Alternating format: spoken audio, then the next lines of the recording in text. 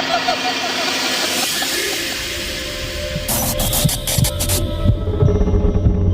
Channel सिर्फ दर्शकों के मनोरंजन के लिए बनाया गया है और इस चैनल का उद्देश्य किसी भी तरह के अंधविश्वास को बढ़ावा देना नहीं है। हेलो दोस्तों, आखिर सलिनकाई ने क्यों मांगा मंगलसूत्र? फिर मंगलसूत्र के साथ लोगों ने क्या किया, आगे देखिए। आवाज सुनकर जय घर से बाहर आया और कहने लगा, कौन है? क्यों कर रही हो तुम ये सब? हमने तुम्हारा क्या बिगाड़ा है? तब भी वो डरावनी हंसी बंद नहीं हुई।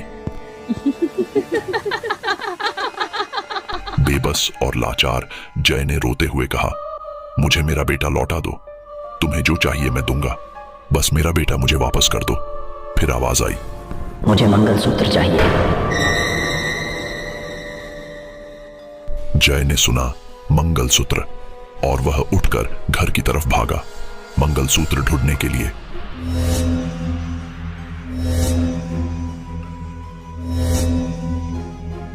जय ने पूरे घर को तहस नहस कर दिया सिर्फ अपने बेटे को बचाने के लिए, पर उसे वह मंगलसूत्र नहीं मिला। फिर जय खुद को हारा हुआ समझने लगा।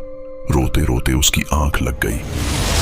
अगली सुबह जब उसकी आंख खुली तो वह घबरा कर उठा और वह उन्हीं लोगों के पास गया जिन्होंने उसे इस घर के बारे में आगाह किया था। जय को घबराया हुआ देख वे लोग जय से पूछने लगे, अरे क्या हुआ भाई, तुम इतने घबराए हुए क्यों हो? और तुम्हारा बेटा कहाँ है? वो भी तो तुम्हारे साथ था ना? जय जमीन में गिरकर रोने लगा और बोला, वो ले गई। लोगों ने आश्चर्य से बोला, ले गई? अरे कौन ले गई भाई?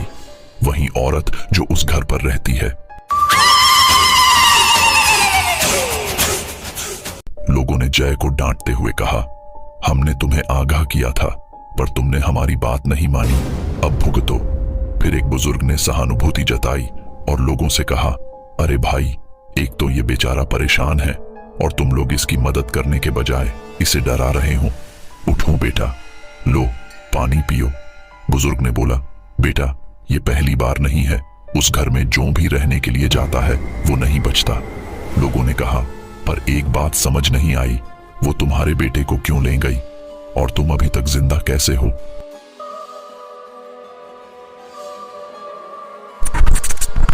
उस बुजुर्ग ने कहा, यही बात तो मैं भी ताज्जुब कर रहा हूं। बुजुर्ग ने पूछा, क्या तुमने उसे देखा है? मतलब कि उसकी परछाई या साया जैसा कुछ? जय ने बोला, नहीं, मैंने तो नहीं देखा, लेकिन मेरे बेटे ने उसे देखा है।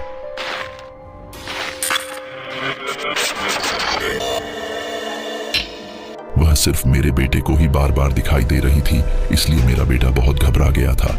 उसके बाद जय ने कहानी बताई। जैसे ही मैं पावर हाउस के अंदर गया, वहां एक बहुत बड़ी बिल्ली बैठी हुई थी जो काले रंग की थी, जिसे देखकर मेरा बेटा घबरा गया और मैं भी काफी डर गया था। फिर हम वहां से भागने लगे तो उसी वक्त मेरा पांव फिसल गया। फिर भागते भागते अचानक मैं गिर गया और दीवार से टकराकर बेहोश हो गया। जब मेरी आंखें खुली तो मेरा बेटा वहां नहीं था, तो मैं घबराकर घर की ओर भागा और अपने बेटे को यहाँ वहां ढूंढने लगा। मैंने बहुत आवाज दिया पर मेरे बेटे ने मेरी आवाज का जवाब नहीं दिया। फिर मैं बहुत डर गया और चिंतित होकर रोने लगा। तभी जंगल की तरफ से किसी की मधुर आवाज में हंसने की आवाज आ रही थी। मैं जैसे घर के बाहर आया तब भी वह हंसी बंद नहीं हुई। उसके बाद मैं घुटने के बाल गिरकर रोने लगा और मैं अपने बेटे की मांग करने लगा। मैंने रोते हुए बोला कि मुझे मेरा बेटा लौटा दो, तुम्हें जो कुछ चाहिए मैं ला कर दूंगा। तभी आवाज आई कि मुझे मेरा मंगलसूत्र चाहिए। मैं घबरा गया और सोचने लगा, मंगलसूत्र। मैं तुरंत दौड़कर घर के अंदर गया और घर के चारों ओर तलाशी ली, पर मुझे वह मंगलसूत्र कहीं भी नहीं मिला। मैं वहीं सोफे के पास थक कर बैठ गया और सुबह जब मेरी आंख खुली तो मैं आप लोगों के पास उस घर का रहस्य जानने के लिए आ गया। फिर एक बुजुर्ग ने बोला कि मंगलसूत्र, उसने तुमसे मंगलसूत्र क्यों मांगा? फिर जय ने बोला, यह बात मैं नहीं जानता, इस घर की कहानी आप लोगों को ही पता होगा। फिर उस बुजुर्ग ने कहा कि हमें जाकर सरपंच से मिलना चाहिए, हमें इसकी जानकारी सरपंच के घर जाकर ही मिलेगी। इस गांव का सरपंच 2 साल पहले ही मर चुका था।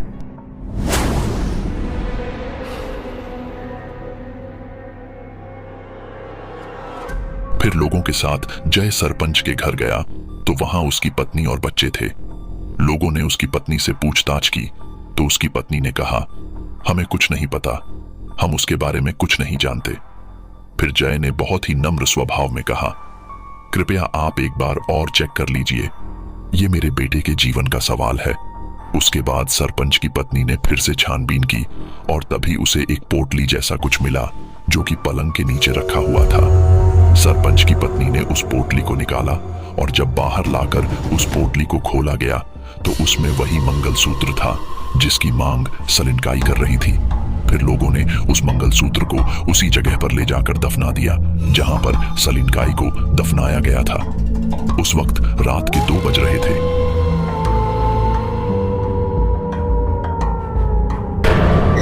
अगली सुबह जय को उसका बेटा जंगल के पास बेहोश पड़ा मिला, पर उस कुत्ते का अभी तक कुछ पता नहीं चला वो जिंदा भी है या शायद मर गया, कुछ कह नहीं सकते।